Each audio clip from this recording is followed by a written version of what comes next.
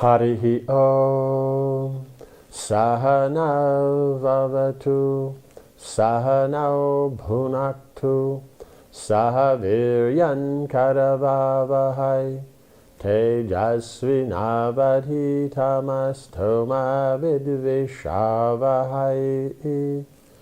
Om Shanti Shanti Shanti. Om Jaya Shri Krishna Chaitanya Prabhu Nityananda Shri Advaita Gadadhara Shiva Sari Gaura Bhakta Vrinda. Hare Krishna Krishna Krishna Hare Hare Hare Rama Rama Rama Hare Hare. Okay, so now it's time for the Rajasuya sacrifice. So Krishna and all the other great personalities have all come. Vyasadeva is taking charge of the yajna, overseeing the rituals and all that. Bhishma, Drona, and Kripa, they came. And everybody's asking for some service to do. They all have that mood because of their affection for the Pandavas, and so then they're always acting in this way. So then here we continue. So after consulting with Vyasadeva, right? Because Vyasadeva is overseeing the whole thing, the technical points of it and all what needs to be done. So he also knows everybody. And so then he will be able to give good advice. Yudhishthira asked Bhishma and Drona to oversee the organization for the sacrifice. So the rituals Vyasadeva is, but it still has to be organized when things are, where everything's are kept, how it's all coming. It's a big thing that when you're performing a sacrifice, if someone has all the ingredients and can get them to you, and as you need, they can bring, and what has to be moved or what has to be set up and all that, then they're seeing that. So between Vyasadeva and Bhishma and Drona, then everything is nicely taken care of. Dushasana was put in charge of food distribution. Ashwatthama was solicited to look after the Brahmins, because when the Brahmins come, then you have to take care. Duryodhana, because it means you come, you'll greet them, you'll sit them, you'll do all these kind of things like host. Duryodhana was appointed to receive all the gifts that were brought for Yudhishthira, and Vidura came the master of the treasury. So everybody comes, you have to greet them nicely, take your gifts, thank them and all this, and then take them inside, and then Vidura will know what's coming in and he'll keep track of everything. Because you can't have one person having to do both, because if so many people are coming, you're taking care of them, and then what comes into the go down, that then Vidura will keep track of, because he'll have people assisting. All these doesn't mean that they're doing it on their own. They have people assisting them, but they're personally involved, personally overseeing. Krishna, with a desire to gain their blessings, personally undertook the task of washing the Brahmins' feet as they arrived. And then we have heard also that Bhima, he took charge of the kitchen, the cooking. Dushasana is distributing the prasad, but running the kitchen and cooking, that was Bhima. And then Nakula and Sahadev, when the day of the actual guests arriving, all the honored guests will come and sit inside.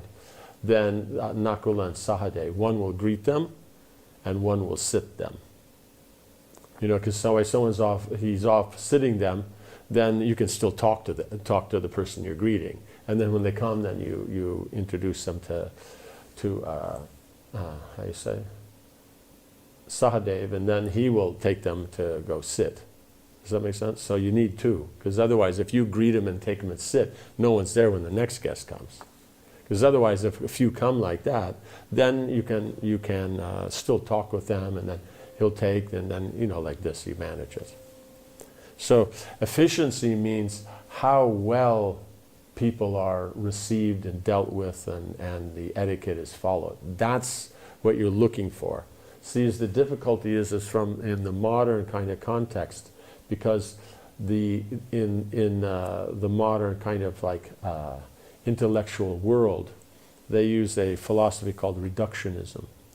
And in reductionism, you reduce everything down to its just mechanical form. You want to remove the idea of individuals, persons, their feelings and everything, because they feel that gets in the way of their, their intellectual, combinations of possibilities. Because if someone has feelings, that you can't calculate. Someone will feel good today or not good today, or happy today or not. You can't calculate. They want something you can always calculate. So the rock will always be a rock. So they want to reduce it down to there and make it efficient. So in the same way as then in business world, they reduce everything down, just what makes money, or administration, just what practically gets done, or education, just what gets you to go through the curriculum or the syllabus. So the difficulty comes in the Vedic. You have to, the people are what's important. It's about personal relationships. God's a person, and so therefore all other living entities are individuals. So it's about relationships. Of course, it's relationships in the context of Krishna, but it's still the mechanical, what you're looking for is the medium of relationships, how well those are going on. And you have to, and in the environment you're in. So it's not that it's sentimental, it's practical. So you have to be able to see is that all these Brahmins are taken care of, they get their prasad. For that, there has to be someone taking care of them, someone distributing, someone cooking. So you have to see all that, because the whole point is that the Brahmins will be fed. Not just, the efficiency of the kitchen, the efficiency of the prasad distribution. Those will be there, but it's a matter of the satisfaction of the Brahmins, and everybody else will come, because they'll feed everybody. We're going to hear about the Brahmins being fed, but it's they're feeding all those Kshatriyas and everybody. Everybody's being fed. So, yeah. So efficiency means how well the relationships are going, and whatever is the task at hand, you're getting something done. Because you can say, just relationships, don't worry about the task, or the task, don't worry about relationships. Vedic is you have to do both. Because otherwise one's just dry and one's sentimental. You have to do both. In relationships, things are being accomplished. And why are we accomplishing things? Because we want to offer the results to Krishna. The sacrificial arena was soon crowded with effulgent rishis chanting hymns from the Samaveda. Among the sages assisting the sacrifice were Bharadvaj, Gautama, Asita, Vashishta, Vishwamitra, Parasuram, Kasyapa, and many others who had descended from the higher regions of the universe. So you see, they're coming from all over the universe. Because as we saw, is that these greatly pious kings and all that, they're only going to Pitriloka, which is the moon planet. But to get to the higher ones where Indra is, then we see Harishchandra was there because he did the Rajasuya sacrifice. And so that's a very rare thing. If all the kings are in Pitriloka and only Harishchandra is in Indra's court, that means it's a very rare thing that happens. It's just like to be Indra, you have to have performed 100 Ashrameda yajnas, successfully, no problems, gone through. And in one lifetime, so it's serious work, because generally one sacrifice would take a year, because you have to start at the auspicious time to get the ingredients set up and everything. Then once everything's set up, and that can take months and months and months, like the Soma Yagya takes 9 months to build the Yagya Kunda. Not that you could, of course, you could probably put it together in an hour and a half or something like that, but the point is it's being built with 10,000 bricks that are handmade. You start at a particular nakshatra and start making them. So the Brahmin who's making them, he makes all the square bricks or rectangular bricks. His wife makes all the triangular bricks. So they work together. Those have to dry. Then at the next auspicious time, then those are placed on for the kunda. And so there's 5 layers, and so then you have to all those have to be made, 10,000 handmade bricks over that time. So it takes 9 months to put it together because of all the particular timings and everything like that. And we think we're being ritualistic because somebody got out someplace and put a bunch of sand and started putting some designs and all that, and this is so ritualistic. But it takes half an hour. Like this. This is 9 months. Then you're going to actually perform the yajna, and those can take so many, days and days, weeks, months, like that. So you can therefore only do 1 Ashrameda yajna a year. You can't do more. And so therefore you do 100 of those. So then that's special. So here, one Rajasuya then he basically is getting the same kind of effect. So therefore we see as great personalities from all over the universe came. One is because it's such a great special ceremony, but two, because of Yudhishthira, who he is, and the Pandavas, they're great devotees. And Krishna is there, so who doesn't want to come? Right? If Krishna is going to be at the yajna, who wouldn't want to be, any of the Brahmins of the universe, they'd want to be there. The celestials seated upon their shining chariots came in person as the offerings of ghee were poured into the fires with utensils made entirely of gold. Right, so as they made an offering to a particular devata, the devata himself would personally come on his chariot and accept. Right, rather than you just putting it, and Jatavedas means Agni just carries it to them. They would personally come and accept that offering. And the utensils are made entirely of gold. Everything. And there's lots of utensils. For these kind of things, there can be, huge amounts of utensils. Because everything's made, what you pour into the fire, you have to make all the cakes that are offered into the fire. So these, and the grinding of things, and then the different shapes of the spoons for different offerings. There's different shapes of spoons and sizes of spoons and everything. So that was all gold. So that's why they need a lot of stuff. Before everyone's eyes, the gods, headed by Brahma, Shiva, and Indra, took their places in the arena. The gold platforms around the sacrificial arena, being crowded with celestials and rishis, looked as beautiful as the sky studded with innumerable stars. I mean, this is an event. Everyone in the universe, we hear about this is one of those events of who's who, it's just like everybody is there, whoever is the big names, it's such an event, like that. But this is this kind of event, this is who's who in the universe. Brahma, Shiva, Indra, Prajapatis, all the great sages, everybody's there. Narad Rishi attended the sacrifice, and he gazed in wonder at all the personalities in attendance. Right? Because generally you won't see all these people in one place at one time. You go to Brahma's court, you won't see Indra and his crew, and those. You go to Indra's court, you won't see Brahma and that. You go to Shiva's place, you won't see Brahma or Indra. So here is one place where they all are. That's very special. Amid the thousands of kings, he saw Krishna shining like the brilliant sun. Narada marveled at how the original Supreme Person was present on earth in human form. The Rishi knew that Krishna would be working out some divine plan. Right? There's something going on here. Because you have the whole universe here. Krishna's here. Even though it's not being managed by him, he's simply, as far as management goes, he's simply taking care of greeting the Brahmins and washing their feet. That's what he's doing. And but he has some plan of, the position of Yudhishthira, how it's going to happen in the sacrifice. It's going to be something special. After many days, Yudhishthira was crowned as emperor, right? Because he's already defeated all the kings, or either defeated or they've accepted his imperial authority. And so then they all come there. Then now he's being crowned as the emperor. On the final day of the sacrifice, the Brahmins prepared the juice of the soma plant to offer to the great personalities in attendance. First, they were to be worshipped with due ritual, then invited to partake of the divine beverage. Bhishma said to Yudhishthira, "You should now select the most important person at the assembly and worship him with argya," right? Because first they would worship with due ritual everybody who's there, but they start with who's the most prominent, right? That was, for Yudhishthira Maharaj, that was the most important point of this whole sacrifice. Because then, out of everybody there, Krishna will be chosen for that.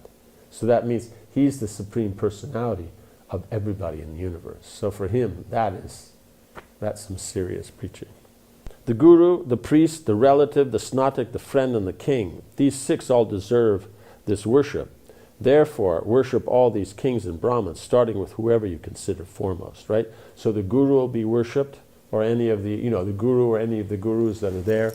So many gurus would be there.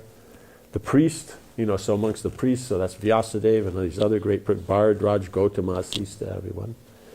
Then the relative, then, you have so many relatives there. It can be your parents are the senior most, or Bhishma, being the senior most, like this. But then you have all these devatas who are coming, which the line goes back to. So that would mean in the line, then you're coming down from the sun, so then the sun deity would be. The Snatak means the Brahmins who have graduated, because that means that they've studied, they've finished their studies, so that's acknowledged, people respect that. The friend, whoever is the best, in the qualities he is, and the king. And so many kings are there, thousands of kings, all the demigods are also like kings like this. So these deserve to be worshipped, so they'll all be worshipped, all these 6 groups. So now, amongst all those kings and Brahmins, then which one is the foremost? You start there, then you go down. Yudhishthira asked his counselors who they felt was fit to receive the worship. There was some uncertainty. Some suggested Brahma, while others Shiva, and some Vyasadeva. Right? Because all of these, right? Brahma is the original in the universe, but Shiva at the same time is, because of his greatness as a devotee. Then Vyasadeva, because he's the incarnation of the Lord to compile the Vedas. So of the Brahmins, and he's got the most important job to establish that, because if that's there, the Vedic culture goes on. All the practice of pious activities goes on, then everything works nicely for the demigods. Yudhishthira then asked Bhishma, "O Kuru chief, who do you consider to be the best of all those present here today? Who should receive the first worship, the Agra Puja?" Bhishma replied,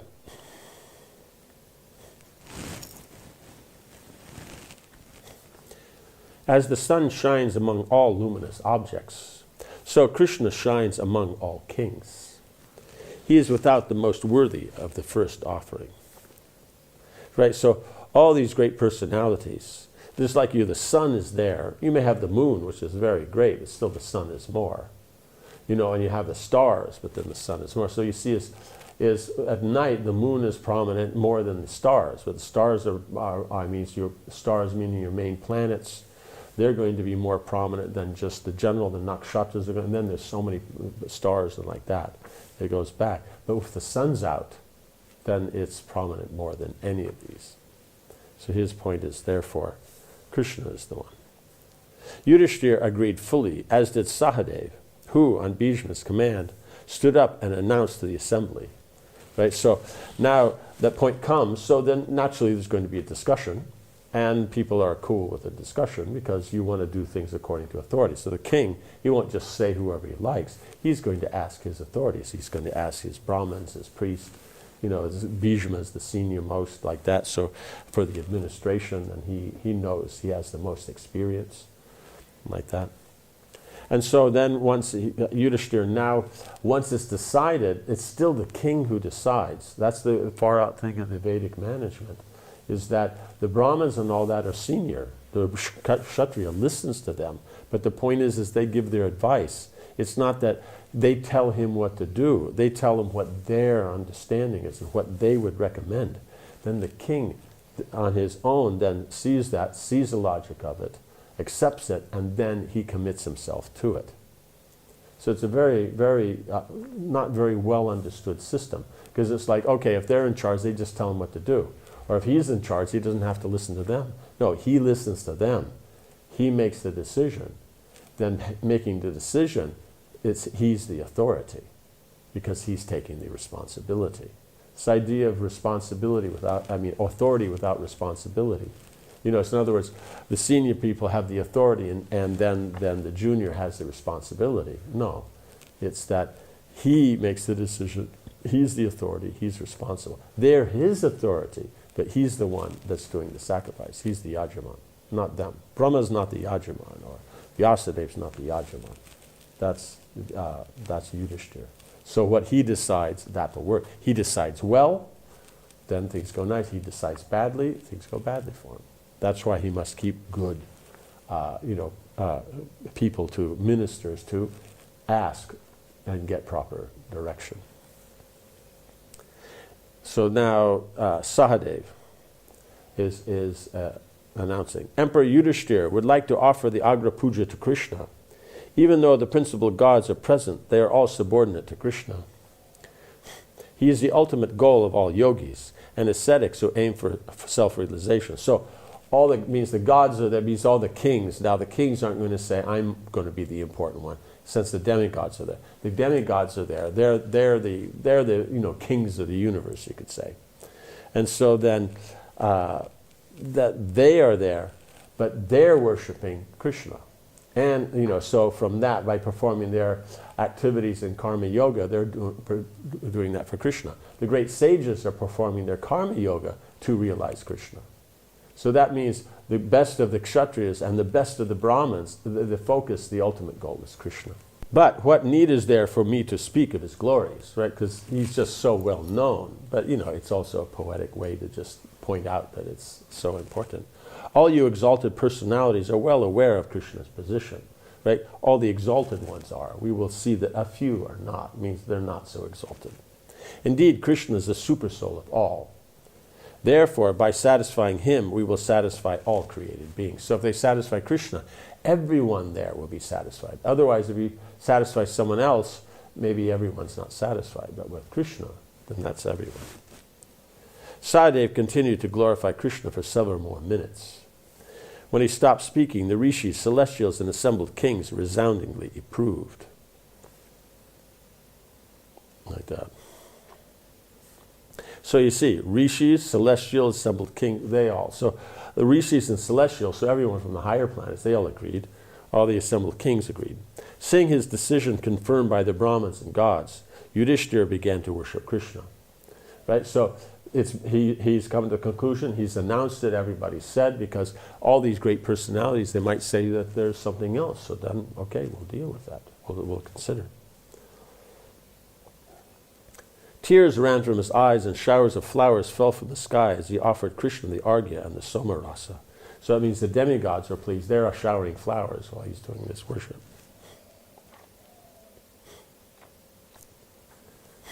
Everyone cheered and stood in respect as Krishna was worshipped. But a few monarchs had not agreed. So that means the earthly kings. A few of them didn't agree. Shishupal in particular was outraged, and he remained seated while the offering was made to Krishna. Right? So we'll see Shishupal and a few of his cronies, his friends. They don't agree. But I mean, compared to whoever else in the universe, it's like, who cares? But for the pastime, this will be some fun. He was seething, right? Seething, just very, very angry. Krishna was his sworn enemy. Shishupal had once been about to marry the beautiful Rukmini, but Krishna had kidnapped her on her wedding day and married her himself. From that day forward, his enmity toward Krishna had only increased. So that means before that, since he was a child, he was always inimical to Krishna. That basically, some of his first words as a child were finding fault in Krishna. So just he's always been. So that's why I said it increased. This offering honor was too much to tolerate. He suddenly leapt to his feet and began to shout angrily, right while it's going on. All this is going on. Everyone in the room accepts. Brahma, Shiva, all the demigods, all the great kings that are there, all the great sages.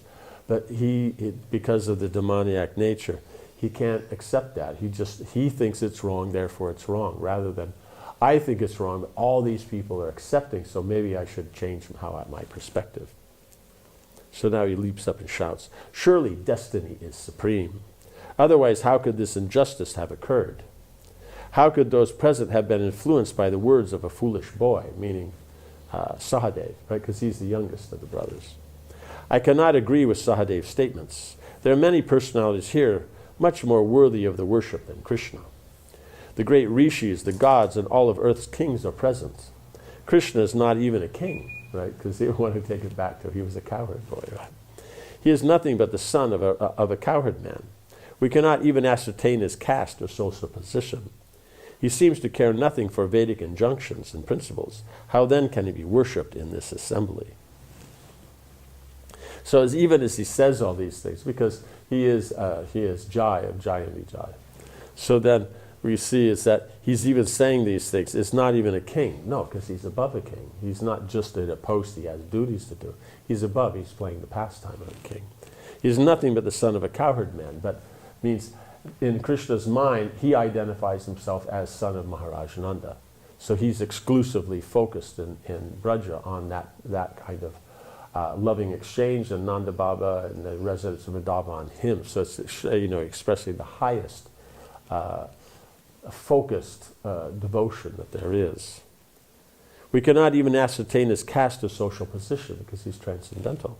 Seems to care nothing for Vedic injunctions and principles because he's the source of them. So then he says, how could they be worshipped?